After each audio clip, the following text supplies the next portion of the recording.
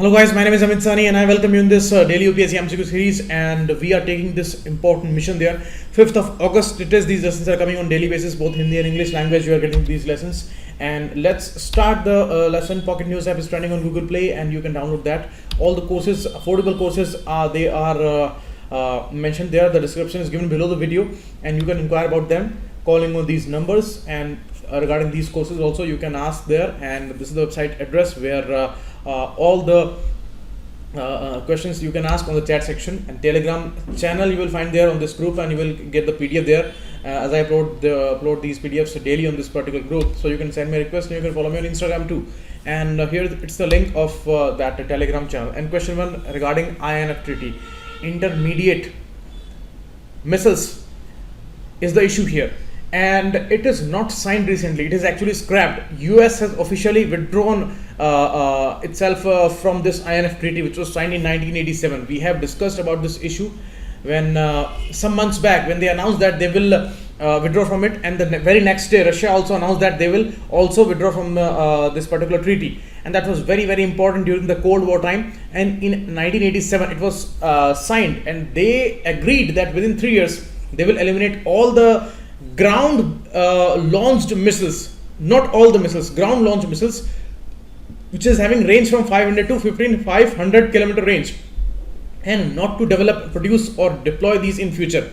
So that was the case. So it was actually US and USSR at that time, because Russia was USSR at that time, not Russia.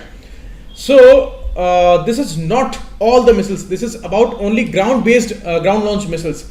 So that's wrong, and first is also wrong, because actually it is scrapped and officially they have came out of it. So D, none is the answer here, and you can see the details here that intermediate range nuclear force treaty, INF treaty. So US has withdrawn from it. So announcement was a few months back, and now officially they have come out of it. Now they both are developing missiles against each other, and that's a very worrisome thing, because in the future they will deploy many missiles, and all other missiles like the air-to-air missile and all other missiles were allowed there, but it was regarding the ground based ballistic and cruise missiles. So that's a worrying scenario. World is going through a lot of disturbances, and this rivalry is rising day by day, and their military capabilities are also rising. So that's going to be a difficult time. And 9M72N missile, it is being developed by Russia, and this was the allegation by America. They said that Russia is actually defying this treaty, and that's why we are coming out of it. So that was the allegation, and very quickly they announced about that, and the very next day Russia also announced that if US wants to come out of it, then we are also ready, and we will also surely come out of it. So that's the case, and the range is important, 500 to 5500 kilometer limit. So that's the case, and the 9M729 missiles, these are developed by Russia now. You can read all the details there, what is the problem, why they came out of it. Next, National Skills Certification Body, Unified National Accreditation Board, and Kaushal Mart. These are important components of a particular skilling scheme. So UDAN is not a skilling scheme. Skill India is there, Pradhan Mantri Kaushal Vikas Yojana is there, but it is actually the component of the recently relaunched scheme of Sankalp. It's a livelihood program mainly, and mainly they are going to give job trainings, industry related relevant trainings, and outcome based centrally sponsored scheme it is. I discussed this issue yesterday when I was telling you about the Sankalp scheme, and here you can see these are important components there. Program of Ministry of Skill Development and Entrepreneurship, outcome based, remember that, outcome based centrally sponsored scheme. So that's important. Full form is skill acquisition and knowledge awareness for livelihood promotion.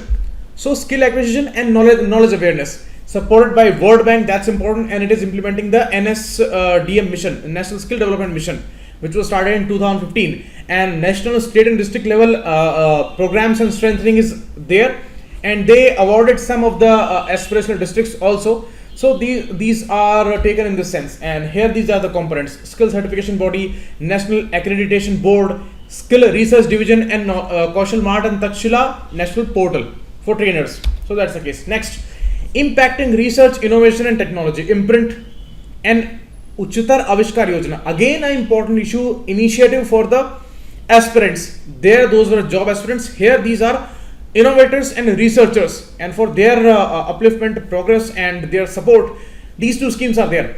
Imprint has 10 important modern areas, and Uchatar Avishkar is actually related to industry related innovation. So these two are not by skill development ministry and not by Niti Aayog. It is actually the Ministry of HRD which is having these two flagship schemes. So that's important. B is the answer here. And TechX was the recent exhibition, technology exhibition, which was inaugurated by the minister here. And this was developed under these two schemes, Imprint and UAY, two flagship schemes of MHRD, impacting research, innovation and technology. Imprint and Uchatar Avishkar Yojana, UAY. So these are going on since 2015. This imprint was in November 15 and October 15 was the date for Uchatar Avishkar Yojana. So that's the case. And here the participation you can see for imprint 50-50 partnership is there for ministry and the other ministries and MHRD. And here MHRD, ministries and industry is 50, 25, 25% for UAY scheme. So it is mainly for the industry related innovations, and these are the important areas under imprint. Sustainable habitat, energy, healthcare, nanotechnology, advanced materials, information communication technology, manufacturing, security, defense, climate change, everything is there.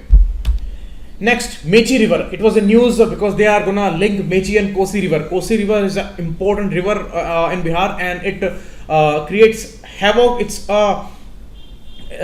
a name called Sorrow of Bihar for Kosi River, and Bihar is having a unique situation. In some areas, in some districts, they are flooded because of the Kosi River. So those are over flooded, and the whole life gets disturbed there, as these issues are going on right now. And second, in some areas there are drought conditions. They are not having enough water for these irrigation also. So that's the problem. So here this is going to be a solution, because Mechi River flows in northern districts of Kishangarh and all, and Mechi is not the tributary of Kosi, it's a tributary of Mahananda. Mahananda itself is a left-wing tributary of Ganga, directly Ganga, and as the Kosi is also a tributary for Ganga. So Kosi and Mahananda, two important rivers, these are tributaries, and Mechi is the tributary of Mahananda only, and that rises from Nepal Himalayas in Mahabharat range. Mahabharat is actually the lesser Himalayas range. Okay, so that's the case. So this is wrong. Second is also wrong. Why? Because government approved this interlinking project, and it is the second project, but not after Krishna Godavari linkage. It is wrong. Actually, first was Ken Betwa. So for 2 years we have been talking about Ken Betwa project, and a lot of area of Kanha Tiger, the Panna Tiger reserve issue is there, that got submerged, a lot of area of it, and tigers were at threat. So that was the case with that. So that was the first project, and it got the status of national project. And second one is this Kosi Mechi River project, interlinking project. So that is going to be possible, and it will get the national project award. It has not got till now, but it will get it. So answer would be D, none. Both the statements are wrong here. You can see the detail Mahabharat range from where this Mechi rises, and it's an important transboundary river, tributary of Mahananda River. Okay, so that's the case. Kosi flows left to Mahananda. Mahananda is here, tributary here, and this will be the Kosi and Mechi River. And the additional waters of Kosi, the flooding water, they will get diverted towards this area, and Kishangarh and the Simachal region will get the support here, because the irrigation water will be available there. So that is the case. These are the major inter-river linking projects. Kosi River here, Mechi River here, and this is the important linking, and other areas are also there. Mahanadi, Godavari Krishna, and Kaveri, Pennar, all these interlinking is there. And some are important one, like from Yamuna they are going to link the Gujarat river also. So that's a huge one, and many issues are there. You can read about all of them. They may ask you about that. Next, hard pad disease. It's a famous name for canine distemper virus disease. So CDV is a virus, and it's not a protozoa. So hard pad disease is caused by a virus. So that's wrong. And who's getting affected by that? Now there is a threat for tigers, and many lions. Last year, 20 lions from Gir National Park, they lost their lives because of this hard pad disease, and that is caused by canine distemper virus. So mainly these carnivorous, terrestrial carnivorous, they are affected. Mainly these feline animals like these are having these feline kind of skin on them. Feline hairs are there on their skin. So these cats mainly, lion, tiger, and all these one. Dogs are also affected. In Ranthambore National Park, which is there in eastern Rajasthan, there they found that in many samples of these dogs, 80% dogs, they were having antibodies regarding that CDV virus, canine distemper virus. That means they are affected, and if these tigers are going to eat these dogs, means they may get affected. In Africa, 30% lions, they were wiped out because of this single virus. So it's a very dangerous virus for these canines, and it doesn't affect humans. There is no evidence of that. And dogs are affected, but through dogs, these carnivorous animals are affected. So both the statements are wrong here. D9 is the answer here, and you can see the issue of CDV infection, canine distemper virus, paramyxovirus of the genus morbillivirus. So they may ask you about that.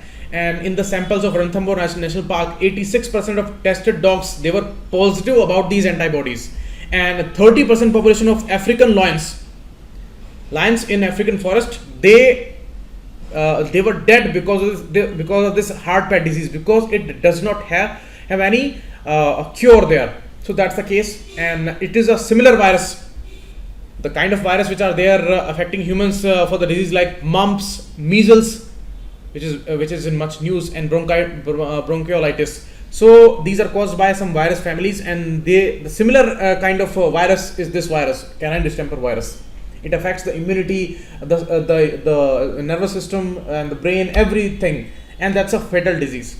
Next, ISRO laid foundation stone for SSAM, Space Situational Awareness Management Control Center, and it was the area of Penya, Bengaluru. You see, they have many facilities there in Penya, so it's an important facility for ISRO there, and there they have established this control facility.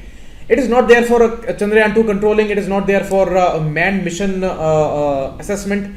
It is actually there for the increasing space debris and to save these operational satellites from hitting to this debris, which is there in too much amount right now, because a lot of satellites we have launched and they are just floating there, because there is nothing called a drain or ocean, anything like that, like there in the space, and they are floating there in the space. And these satellites are moving at the speed of thousands of kilometers per minute or per hour, you may say. So they may hit here and they get destroyed by that. So for that awareness, for that observation, they have established this Space Situational Awareness Control Facility in Penya, Bengaluru. So C is the answer here, and that was there in the news, and it's a very important one. You can see K. Sivan inaugurating it, Space Situational Awareness Control Center. Okay, that's the case. Next, the details are given here, and in the future, any asteroid, any orbiting object, any space debris, they may affect the Indian space assets. So that's why it's a very different, very specific one, very important initiative. Next, English Channel. English Channel is located between which countries? Recently, Mr. Zapata, he innovated a hoverboard there, means it floats, and it has many jet propulsions, and with the help of that, a man can fly actually. So you must have seen in the Spider-Man movie how the villain flies and without any machine, it looks like he is floating in the air.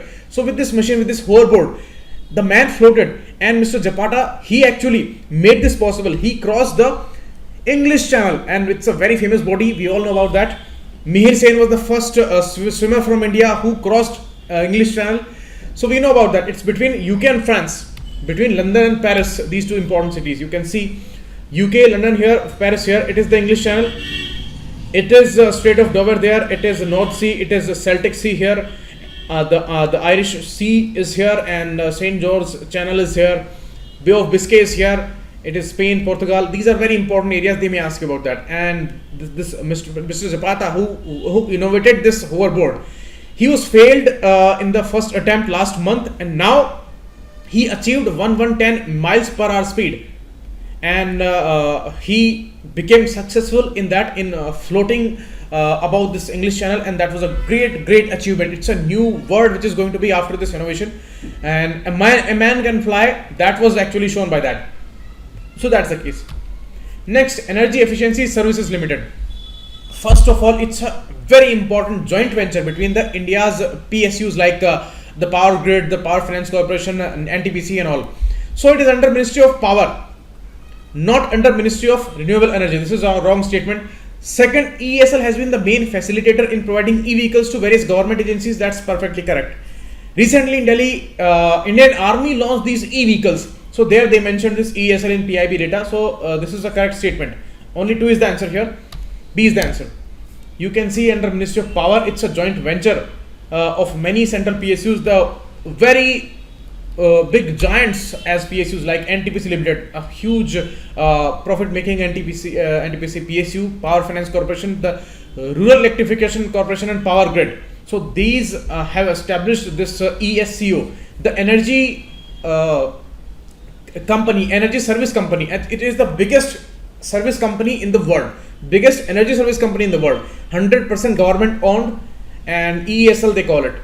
You must have heard about it with many schemes like Atal Jyoti Yojana and Ujala LED scheme, Ujala energy efficient fans scheme, and many other areas were there. And it was a major achievement where it received $4 million funding from Global Environment Facility, which actually funds many of the energy efficient programs or the climate change programs or the sustainable development programs. So they gave the support to EESL. So that's very important. And you can see street light projects it launched, LED projects it launched, and regarding the CO2 emission, this funding was given by Global Environment Facility. Okay, you can read here. The energy efficient fan program was there. Global Environment Facility partnered with EESL, and they gave the largest funding ever by GEF. So that's important, and these are the questions. We will meet again tomorrow. Thanks a lot. Keep watching. It was Amit Sani.